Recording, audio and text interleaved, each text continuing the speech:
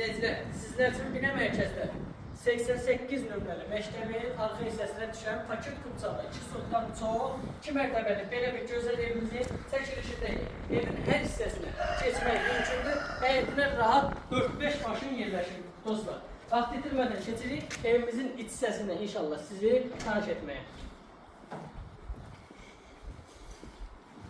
İlk önce tanış olduğumuz bu hissədə gördüğünüz kimi istifoldan ibarətdir. Aşağı mərtəbədə bir sanitar boşluq hissəsi yerləşir.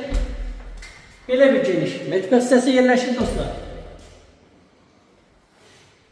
Həqiqətən də geniş bir zal mövcuddur. Gördüğünüz kimi tərifləməyə ehtiyac yoxdur. Qiyməti də həqiqətən də çox ucuzdur. Allah alana da, satana da xeyir versin.